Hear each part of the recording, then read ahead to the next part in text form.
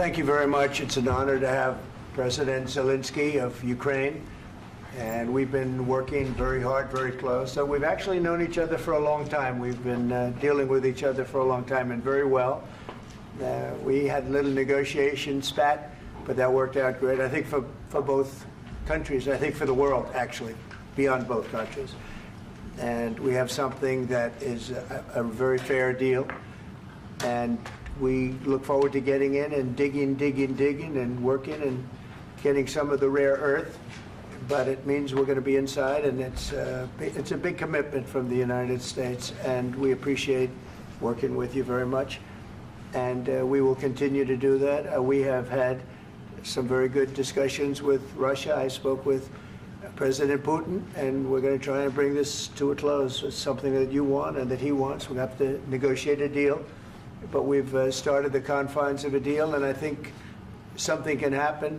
The big thing is the number of soldiers, mostly at this point, but soldiers being killed. You're losing thousands of soldiers. On both sides, we're losing a lot of soldiers, and we want to see it stop. And we want to see the money get put to different kinds of use, like rebuilding. And we're going to be working very hard. But we've had a lot of very good conversations. I will say until we came along, the Biden administration didn't speak to Russia whatsoever. They didn't speak to anybody. They just allowed this to continue. And I will say that, I'll say in front of you, you've heard me say it 1,000 times, if I were president, this war would have never happened. We would have had a deal negotiated for you without having to go through what you've gone through. But your soldiers have been unbelievably brave. We've given them great equipment, but somebody has to use the equipment. They've been unbelievably brave, and we give them great credit. This was supposed to be over very quickly, and here we are 3 years later. So I give tremendous credit to your generals and your soldiers and yourself in the sense that it's been very hard fighting, very tough fighting. They're great fighters. And you have to be very proud of them from that standpoint. But now we want to get it over with. It's enough, right? We want to get it over with. So it's an honor to have you here. Thank you very much for coming. We're going to sign the agreement at the conference in the East Room in a little while, right after lunch. And we'll be having lunch together. We're also discussing some other things. And we appreciate everybody being here. It's somewhat of an exciting moment, but the really exciting moment is when they stop the shooting and we end up with a deal. And I think we're fairly close to getting that, and an honor to have you. And please, I'd like to say something. No, thank you so much, Mr. President. Thank you for invitation. And really, I hope that this first document, will be first step to real security guarantees for Ukraine, our people, our children. I really count on it.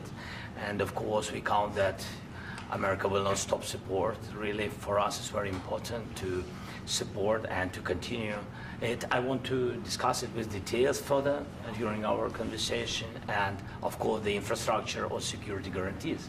Because for today, I understand what Europe is ready to do. And of course, I want to discuss with you what United States will be ready to do. And I really count on your strong position to stop Putin.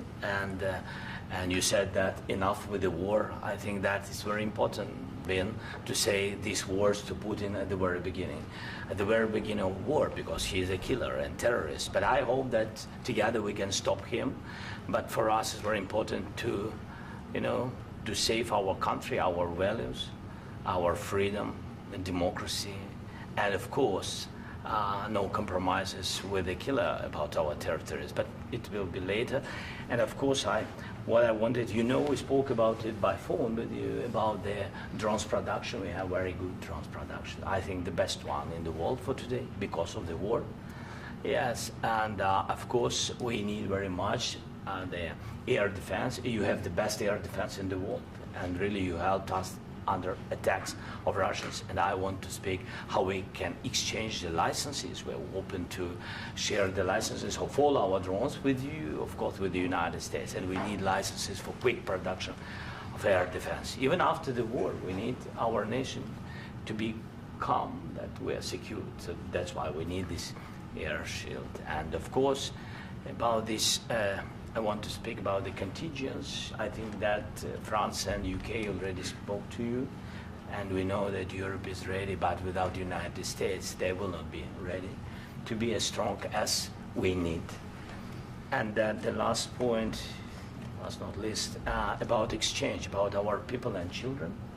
And you know that these crazy Russians, that they stolen 20,000 of children, Ukrainian children. They changed their names, they changed their families, relatives, and now they're in Russia. We want to bring them back, and really, it's a big dream, task, and goal for me, and our warriors. By the way, Mr. President, we exchanged, released more than 4,000 warriors from Russian prison, but there are thousands more in the prison. I wanted to share with you some images. How it's. I've just can I now? Yeah, Have I? please. Some minute, 1 minute, 1 minute. Just you to understand in what circumstances, in what situation they are, and what the attitude of Russia to our prisons. That guys, just you before and after. And you see before and after, just you to understand. Now thousands of such guys, ladies and men, there, and that, so they don't eat, they beat them, and they, they do a lot of, bad things. So out of, even during the war, there are rules. Everybody knows there are rules during the war. So these guys, they don't have any rules. You see that, 50, 60 kilograms left, and a lot of such things. And I didn't want to show you what the changes with images of children, because I will just share with you. And I mean, it's looking tragic. Yep, that's tough stuff. I wanted very much to give you, and you see. Yeah. This is pastor, by the way. They stolen pastors, because it's not Russian church. They stolen pastors and moved pastors to the prison. At the end of last year, we brought 3 pastors, and we could exchange them. And this is pastor, you see.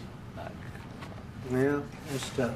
Yeah. So I mean, this I wanted to show you, and this. So thank you very much. We want to get that ended, right? Yeah. Of course, we And want. I think we will. And We have to, of course. do you have any questions, please? Mr. President, thank you, Mr. President. With the, how much money is the U.S. going to put into the fund that is being created today, and how does this provide long-term security for Ukraine? Well, we don't know exactly how much, because we're going to be putting some money in a fund that we're going to get from the raw earth that we're going to be taking and sharing in terms of revenue. So it's going to be a lot of money will be made from the sale and from the use of raw earth. And as you know, our country doesn't have much raw earth. We have a lot of oil and gas, but we don't have a lot of the raw earth. And what we do have is protected by the environmentalists, but that can be unprotected, but still it's not very much. They have among the best in the world in terms of raw earth. So we're going to be using that, using it for all of the things we do, including AI and including weapons and the military, and it's really going to very much satisfy our needs. So it's something that just worked out really well. We have a lot of oil, and we have a lot of gas, we have a lot, but we don't have raw earth. So this has just about every component of the raw earth that we need for computers, for all of the things we do. This puts us in great shape. And on long-term security for Ukraine, how does this provide it? I think they're going to have great luck. I think once we make the agreement, that's going to be 95% of it. They're not going to go back to fighting. I've spoken with President Putin, and I feel very strong. I've known him for a long time, and I feel very strongly that they're very serious about it, and we'll make a deal. And when the deal is made, I don't think, we talk about security. Everyone's talking about the other day, all they talked about was security. I said, let me make the deal first. I have to make the deal first. I don't worry about security right now. We have to have a deal, because right now, last week, 2,000 soldiers died on both sides. 2,000. And they're losing 1,000, 2,000, 3,000 a week. So as we sit here and we talk, people are getting shot and dying on the battlefield. And, you know, they're not American soldiers, but they're Russian soldiers and they're Ukrainian soldiers, and we want to be able to stop it. And we want to be able also to spend money on other things. We don't want to, this is a tremendous amount of money. And what the Biden administration did was terrible. They were giving money, but he had no security on the money. Europe, as you know, gave much less money, but they had security. It was in the form of a loan. They get their money back, and we didn't. And now, at least we're protected because the American taxpayer has to be protected too. But this is an incredible agreement for Ukraine because we have a big investment in their country now.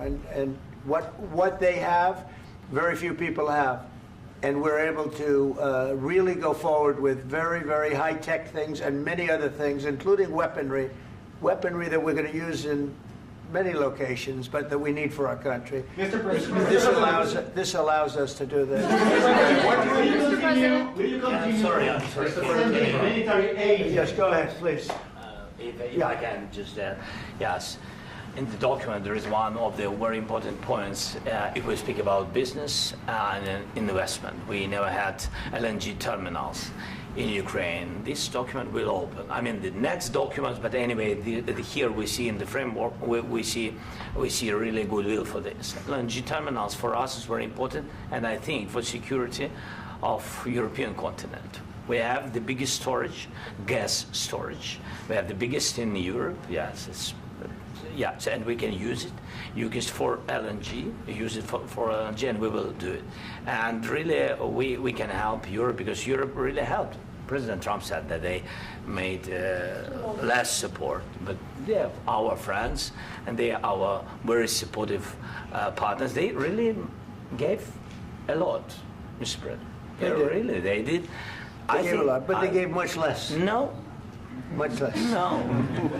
No. No. Okay. Okay.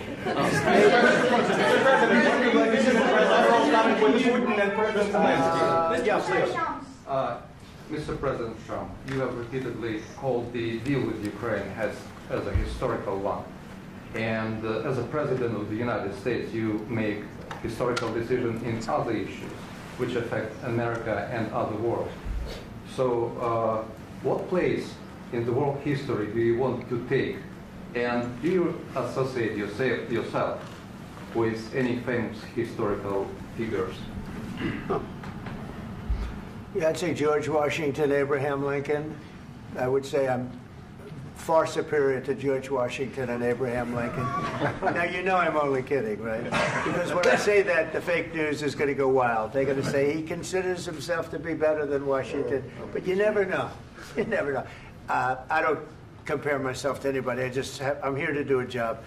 We've had a great 35 days or whatever it might be, a month, a little more than a month. We've accomplished tremendous amounts. Not only this would be a very great achievement if we could get the war stopped and get them back to normalization. I think that's going to happen. We've had very good talks on both sides, as you know. But I think we've done a very good job, just generally. If you look at all of the things we've done in 30 days, they're saying there's never been a opening for a president. The first month, there's never been a first month like we've had. And this is one of the very important things. This, to me, is one of the most important things because we have tremendous death taking place as we speak, and I don't want to have that. You know, think of the parents, whether they're in Russia or Ukraine, think of the parents of all these people being killed needlessly. They came to our territory. Should have never started. This would have, if I were president, this would have never started. Mr. President, where has out your commitment? Mr. President, will you continue sending military aid to Ukraine after the U.S. signs this agreement with Ukraine? Yeah, we're And the going to be question continuing. to President Zelensky, do you feel like the U.S. is on your side, that the President Trump is on your side at this moment? Right. What do you think? He wants to know, do you think that, sort of a stupid question. I guess we wouldn't be here if I wasn't. I think that the United States on our side from the very beginning of occupation, and I think that President Trump on our side, and of course, I'm sure that the United States President will not stop support. This is crucial for us. It's important for us. Yes. And Putin, the president speaks about the people and the soldiers which are dying, but they came to our territory, they came to our land. They began this war, and they have to stop. And I think this is the question, with really the most important question.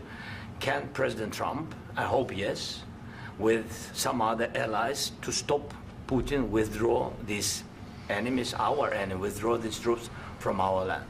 And I think that you asked about the history, I think that if President, or when, he will stop Putin, if President Trump will bring peace to our country, I think he will be on this wall. I think. We've had very, very good talks. What about military aid to Ukraine? President Zelensky just said that there'll be no compromises with Vladimir Putin.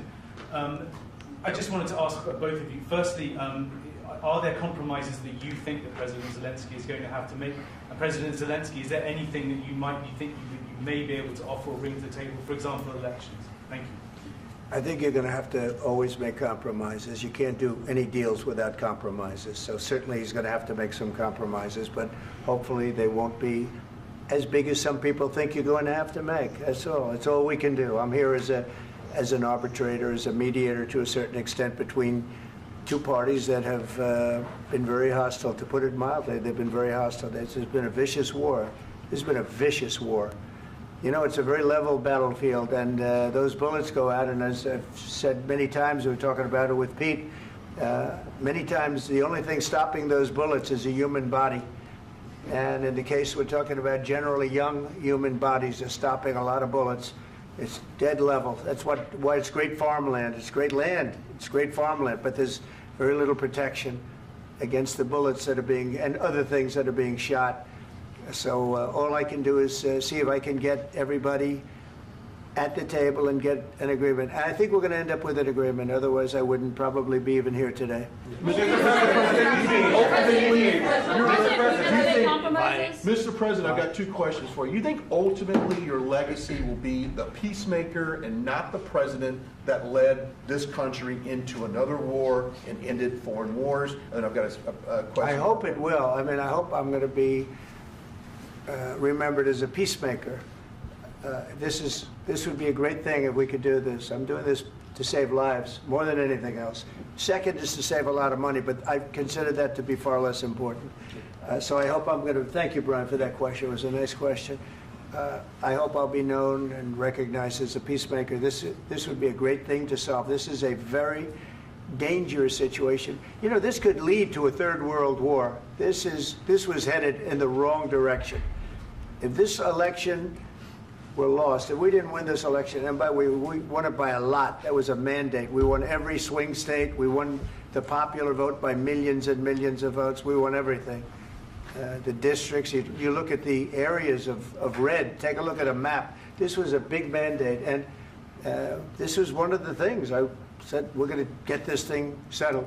If we didn't win, I think this could have very well ended up in a third world war, and that would not have been a good situation. What was your second question? And my second question for President Zelensky, why don't you wear a suit? You're at the highest, why don't you wear a suit? You're at the highest level in this country's office, and you refuse to wear a suit. Just want to see if do you own a suit? Yeah, problems. A lot of Americans have problems with you not respecting the dignity of this office. I will wear a costume after this war will finish. Okay. Yes, maybe one. Maybe something like this? Something like yours. Yes. That'd be great. Maybe something better. I don't know. We will see. Maybe something cheaper than. Yeah. Thank you. Thank you. President Trump. Thank you, President Trump. You said yesterday that you have. Are you going to send more arms to Ukraine in case there's no peace? Yeah, we're going to have arms to Ukraine, yeah, sure. Hopefully I won't have to send very much, because hopefully we're going to have it finished. We're looking forward to finishing this quickly. We're not looking forward to sending a lot of arms. We're looking forward to getting the war finished so we can do other things. But we very much appreciate the agreement, because we needed what they had, and we're treating, you know, our country is now treated fairly. Biden didn't do that. He didn't know what the hell he was doing. This should have never happened. This should have never started. But, you know, sure, the answer is yes, but hopefully we won't have to send much because I'm looking forward to getting it done quickly, very quickly. Does that mean you'll provide security guarantees, Mr. President? I don't want to talk about security yet because I want to get the deal done. You know, you fall into the same trap like everybody else. A million times you say it over and over. I want to get the deal done. Security is so easy. That's about 2% of the problem. I'm not worried about security. I'm worried about getting the deal done.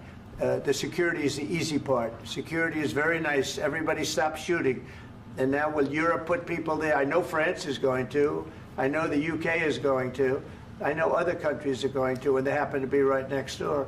We haven't committed, but we could conceivably. You know, we have security in a different form. We'll have workers there digging, taking the raw earth so that we can create a lot of great product in this country.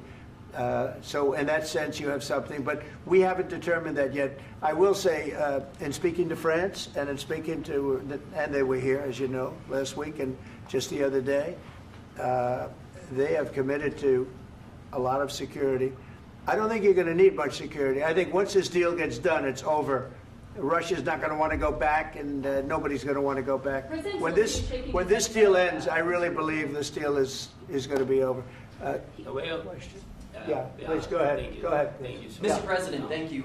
You had Joseph Macron and Keir Starmer at the White House this past week, both of whom praised your courage and conviction to lead the pathway towards peace. Yes. Part of that involved, though, re-engaging Russia in diplomatic relations, something that previous leaders lacked the conviction to do so. What gave you the moral courage and conviction to step forward and lead that? Well, I love this guy. Who are you with? One American News, sir. Well, that's why I like him. One American News does a great job. I like the question. I think it's a very good question. It's a pathway to peace. It's a pathway to getting something solved. And I feel that as the head of this country, I have an obligation to do that. Plus, you know, we're very much involved. We got involved. It's too bad we got involved because there should have been no involvement because there should have been no war.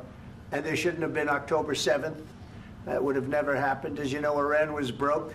They had no money to give to Hezbollah. They had no money to give to Hamas. They were stone cold broke. And then under Biden, they became rich as hell. They went from no money to $300 billion in a period of 4 years. And they gave a lot of that money away, and you see what happened. And that's a real mess also that we hope to be able to solve. But no, I appreciate your question very much. I feel I have an obligation to try and do something to stop the death. If I can answer, yes, if I can answer, Please, sorry, please. please. And I do like your clothing, by the way. Yeah, really? Even though I think he's a great guy, by the way. But I don't know if you two like each other. But you know what? I think he's dressed. I like this guy. I think he's dressed beautifully. So I have more serious things than answer on such Yeah, questions. sure, I will answer on more That's serious a good questions statement. if I can. Yeah. So please, about security guarantees and about just ceasefire. We can't just speak about ceasefire and speak and speak. It will not work. Just ceasefire will not never work because I'm like the president. I have this experience, and not only me. Ukraine before my presidency, from the 2014, Putin broken 25 times. 25 times he broken his own signature. 25 times he broken ceasefire. But he never broke to me. He never broke to me. No, you were the president. You were the president during. He never broke to me. In 2016, you've been the president, Mr. President. You've been the president, but he had, of course, not with you, but he had during those period. He had conversations with our side, and we had Normandy format. You know, the France, Germany, Ukraine, and Russia, and he broken 25 times. That's why we will never accept just ceasefire. It will not work without security guarantees. Security guarantees, maybe President is right about this document and other, but this document is not enough. Strong army is enough because his soldiers afraid, Putin's soldiers afraid of our soldiers when we're strong enough. If we are not strong enough, if we are empty, if our storage is empty, we can't defend our land. Today, you know, he knows that we have all the world knows that we have meeting. Yes, why he's using ballistic? Putin today using ballistic on our hospitals, schools, and etc. Ballistic. So he knows that we are here and that President Trump is really have goodwill to stop this war. And you hear now the president. So why he's using? So he doesn't want to stop. He doesn't want. But I hope that we will do it. Really, we'll do it. Security. When we speak about security guarantees, when the Europeans are ready for contingents, they need USA backstop. If there will not be United States, we will not never have any contingents, strong contingents from the Europeans, because they don't want to divide alliance connection between the United States as the main and strongest ally and Europeans. And this is crucial. This is important. That's what we want to speak about very much. This is very important. And air defense. So air defense, really, we have big deficit with all these systems, and we need to provide this. We need it very much. Otherwise, Putin will never stop, and will go further and further. He doesn't want. He hates us. You know, it's not about me. He hates Ukrainians. He thinks that we are not a nation. He thinks, and he shared these thoughts. I think maybe with your team also. I don't know, but with all the Europeans, in media, officially and not, he always said that there is no such country, such nation, such language, and such life like Ukrainian. No, he really doesn't respect all the Ukrainians, and he wants to destroy us. And you are right, Mr. President. That's 2%. This document, maybe other documents, it's a very good start, very good, but it will not enough to stop this person. Should Russia pay to rebuild Ukraine? Mr. President, under these Should Russia pay to rebuild Ukraine? They have to pay. This question. This is the rule. This is the rule of the war. This is the rule of the war. During all the centuries, all the history, this is the rule of the war. Who began, those pay. Do you agree? This is the rule. Putin began this war. He has to pay all money for innovation. He has to pay. Of course, some Russian assets, what we have in Europe, about 300 billion, we can use them. We can use for innovation and buy military support from the United States also. We can do it, but it's not enough.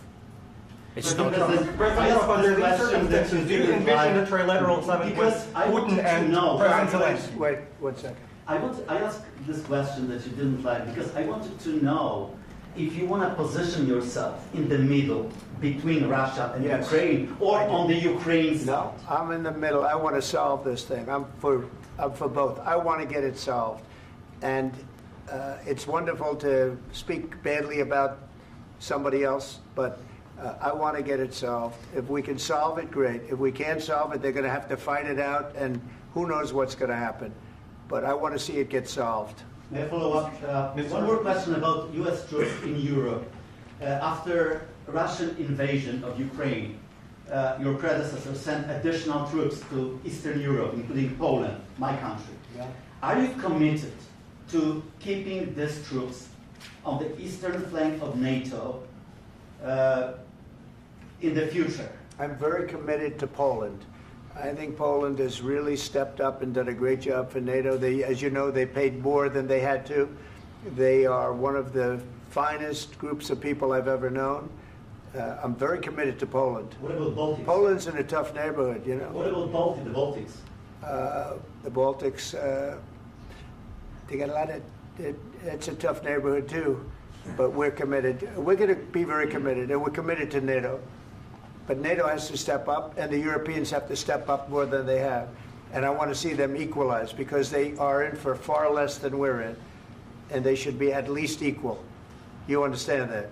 Why is the United States, we have an ocean in between, why is the United States in for so much more money and other things as Europe? With that being said, and as you said, they've also been obviously very helpful, but we have put in far more than they have, and I think they should equalize.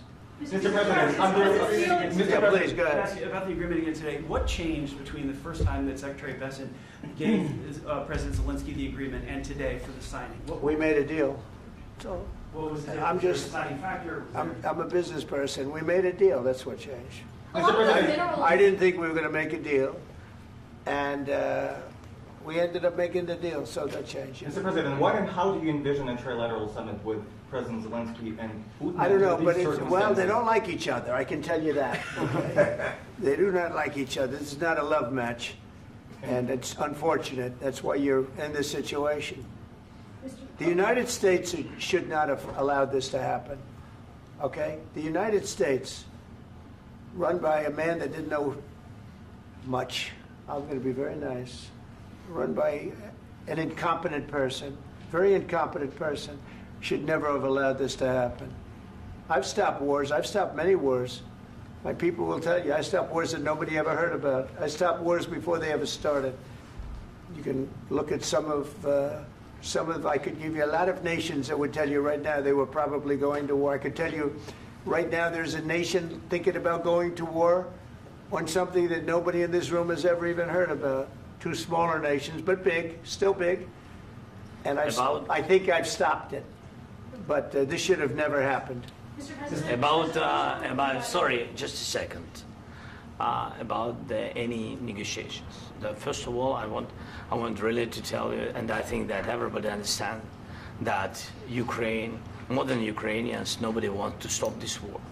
But at the future, any negotiations, it's understandable that two sides of the war, not Russia and the United States, because this is not the war between Russia and the United States. This is war of Russia against Ukraine and Ukrainian people. So these two sides will be at the anyway will be at the negotiation table. Then of course United States, like the strongest partner of the Ukraine, and of course Europe.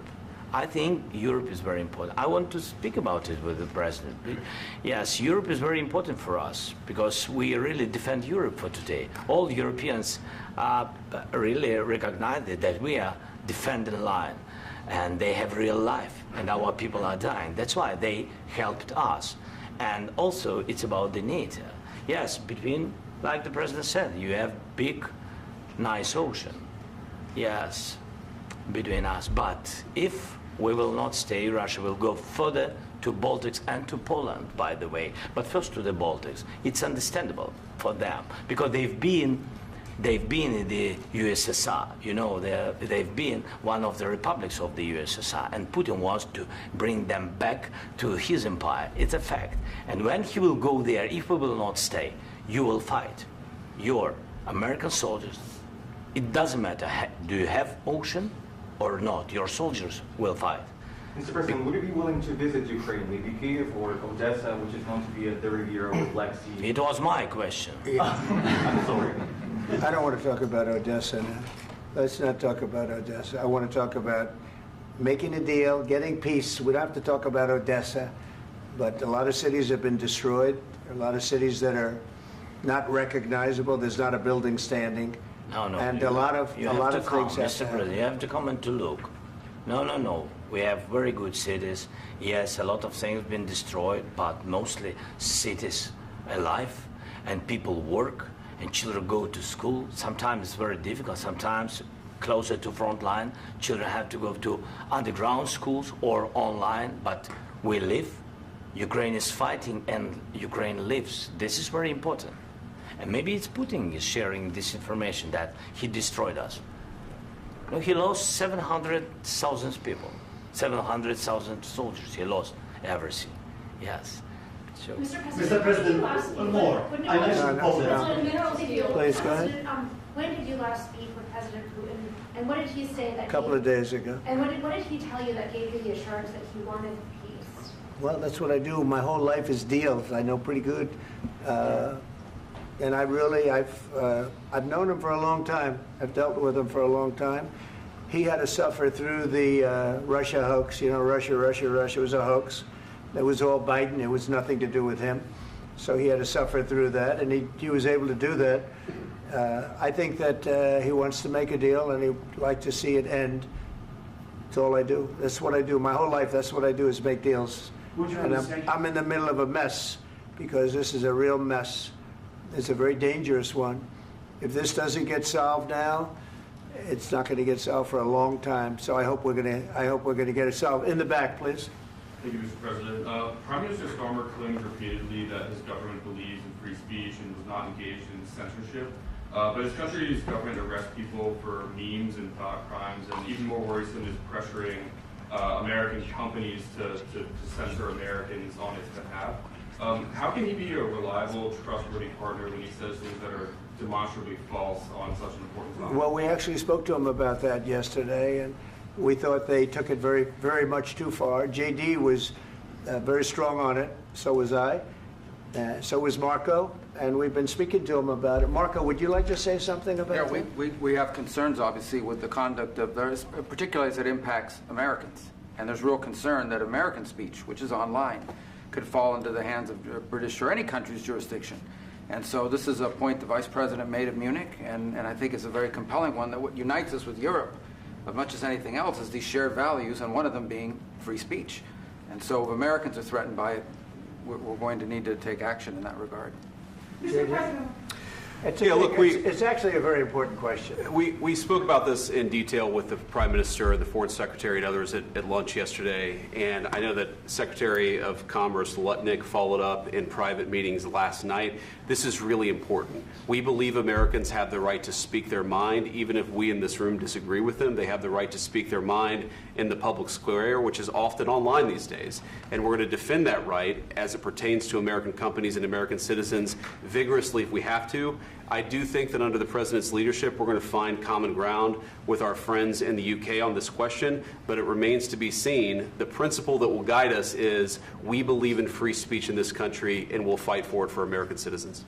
Mr. President, on the deal, is there any other oil and gas component to the deal? Is it all critical? A little bit. We'll see. On LNG? But we're not really looking for that so much. We got a lot. We have more than anybody in the world, by far. So no, we're not talking about it too much, but a little bit. I think it affects also, but for the most part, no.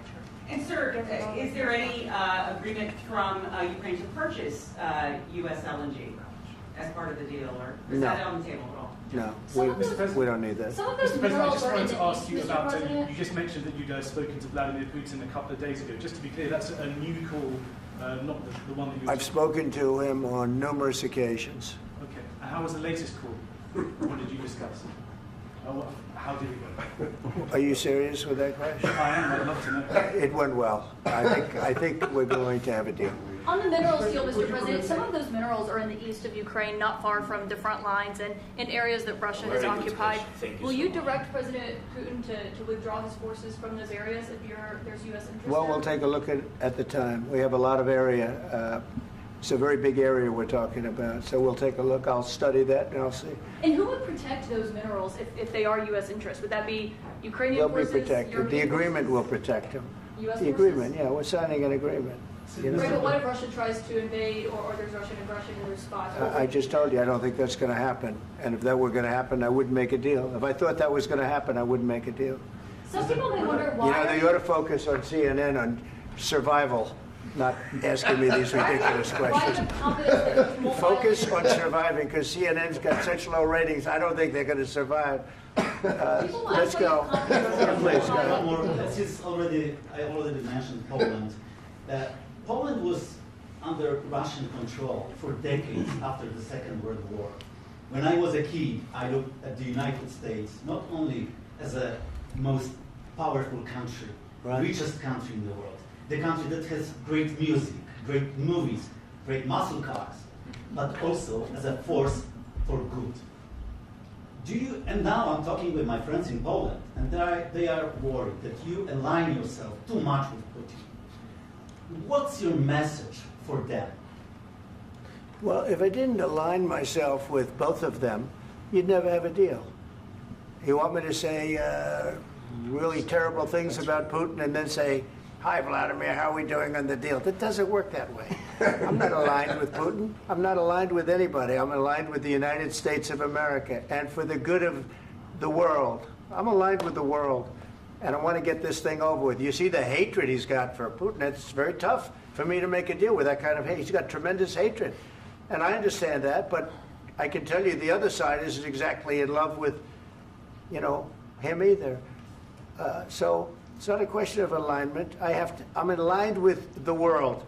I want to get the thing set. I'm aligned with Europe. I want to see if we can get this thing done. You want me to be tough? I could be tougher than any human being you've ever seen. I'd be so tough.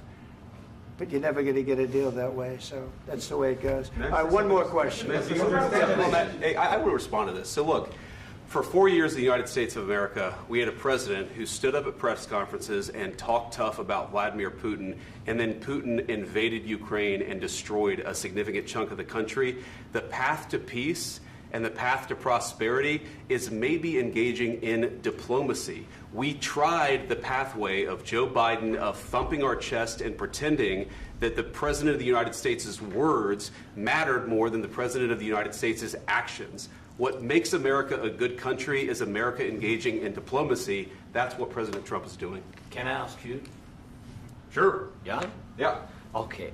So he occupied our parts, big parts of Ukraine, part of East and Crimea. So he occupied it on 2014. So during a lot of years, so I'm not speaking about just Biden, but those time was Obama, then President Obama, then President Trump, then President Biden, now President Trump, and God bless, now President Trump will stop him. But during 2014, nobody stopped him. He just occupied and took. He killed people. You know what the contact line? 2015. 2014 and 2014. 2014. Yeah. So I was not here. Yeah, but that's exactly right. Yes, but during 2014 till 2022, yeah, the situation the same. The people are been dying on the contact line. Nobody stopped him. You know that we had conversations with him, a lot of conversation, my bilateral conversation, and we signed with him, me, like a new president. In 2019, I signed with him the deal. I signed with him, Macron and Merkel, we signed ceasefire. Ceasefire. All of them told me that he will never go. We signed with him with gas contract. Gas contract.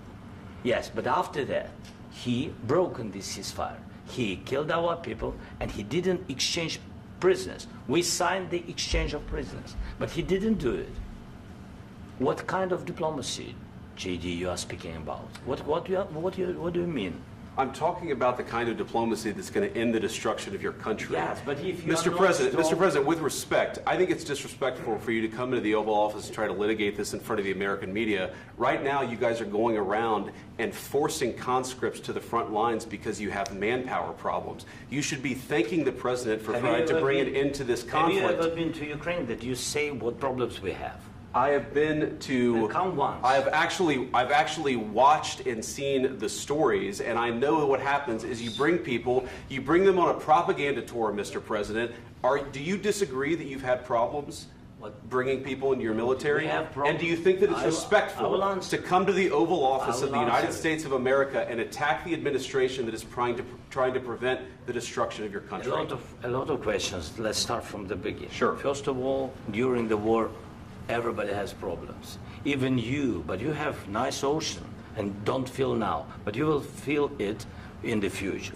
God bless. You don't know that. God bless. You don't God know bless. that. You will not have a war. Don't tell us what we're going to feel.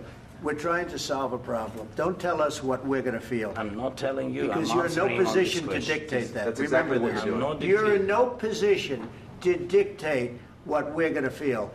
You We're will- going to feel very you will good. feel influenced. We're going to feel very I'm good and telling very you, strong. You will feel influence. You're right now not in a very good position. You've allowed From the yourself very- to be in a from very the very bad position, beginning and of he the happens war. to be right about From the it. very beginning of the war. You're not Mr. in a Brown, good position. I You don't was have the saying- cards right now. With us, you start having I'm not playing cards. cards. Right now, you I'm don't. very You're playing serious, cards. Mr. President. You're I'm playing very cards. serious. You're I'm gambling the with the president lives in of war. millions of people. You think You're you- gambling with World War What you're- III. what you're You're speaking gambling about. with What you're World speaking War about. III. And You- what you're doing is very disrespectful to the country, this country. I'm That's with back all to you. respect to your Far country. more than a lot of people said very they respect. should have. Have you said thank you once? This A lot entire of meeting? times. No, in this Even entire meeting, today. have you said thank Even you? today. You went to Pennsylvania and campaigned for the opposition in October. Offer some words of appreciation for the United States of you're America speaking about. and the president who's trying to save your country. Please, you think that if you will speak very loudly about the war, you He's can... not speaking loudly. He's not Yeah. speaking loudly. Your country's Can I- in big can I- trouble. can I Wait a answer? minute. No, Can you've I done a lot answer? of talking. Your country is in big trouble. I know. You're not I winning. know. You're not winning this. You have a damn good chance of we coming are out staying, okay because of Mr. us. President, we are staying in our country, staying strong from the very beginning of the war. We've been alone, and we are thankful. I said thanks You haven't in been this alone. cabinet, You and haven't not been only alone. in this We cabinet. gave you, through I this said stupid thank you. president, $350 billion. You voted we gave for you your military president. equipment, You and you voted men for are your brave, president. but they had to use our military. What about West If you didn't have You our invited military me- equipment, you invited if me you to didn't speak. have our military equipment, this war would have been over in 2 weeks. In 3 okay? days, I heard it from Putin. In 3 days, this is something Maybe new. less. In 2 weeks, of course, yes. It's going to be a very hard thing to do business like this. I Again, tell you. just say thank you. I said a lot of accept times that thank there, you accept to that- American people. Accept that there are disagreements, and let's go litigate those disagreements rather than trying to fight it out in the American media when you're wrong.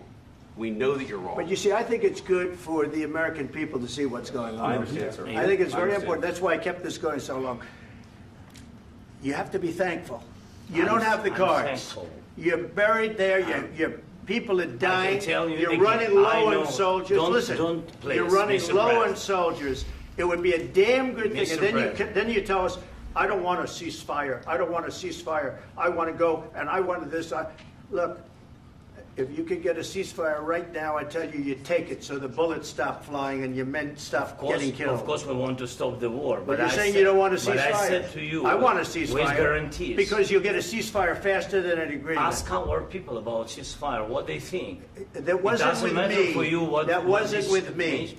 It That was wasn't with you. a guy named Biden, who was not a smart person. This That is was your, with, this that was is with your Obama. president. It was your president. Excuse me. That was with Obama, who gave you sheets, and I gave you javelins. Yes. I gave you the javelins to take out all those tanks. Obama gave you sheets. In fact, the statement is Obama gave sheets and Trump gave javelins. You got to be more thankful, because let me tell you, you don't have the cards. With us, you have the cards. But without us, you don't have any cards. One more question to Mr. Vice President. I'm sorry. It's going to be a tough deal to make, Um, because the attitudes have to change. what if Russia breaks ceasefire? What if Russia breaks peace talks? What do we do then? I understand that it's a heated conversation right now. What are you but saying? what She's if asking, what if if Russia Putin breaks the ceasefire? What if anything? What if a bomb drops on your head right now? But they have Okay? broken the What if they ceasefire broke it? many I don't know. They broke it with Biden, because Biden, they didn't respect him. They didn't respect Obama. They respect me. But what Let me tell you, Putin went through a hell of a lot with me. He went through a phony witch hunt where they used him and Russia. Russia. You ever hear of that deal? That was a phony Hunter Biden, Joe Biden scam. Hillary Clinton, Shifty Adam Schiff. It was a Democrat scam. And he had to go through that. And he did go through it. We didn't end up in a war. And he went through it. He was accused of all that stuff. He had nothing to do with it. It came out of Hunter Biden's bathroom. It came out of Hunter Biden's bedroom. It was disgusting. And then they said, oh, the laptop from hell was made by Russia. The 51 agents. The whole thing was a scam. And he had to put up with that. He was being accused of all that stuff. All I can say is this. He might have broken deals with Obama and Bush, and he might have broken them with Biden. He did, maybe. Maybe he didn't. I don't know what happened. But he didn't break them with me. He wants to make a deal. I don't know if you can make a deal. The problem is, I've empowered you to be a tough guy.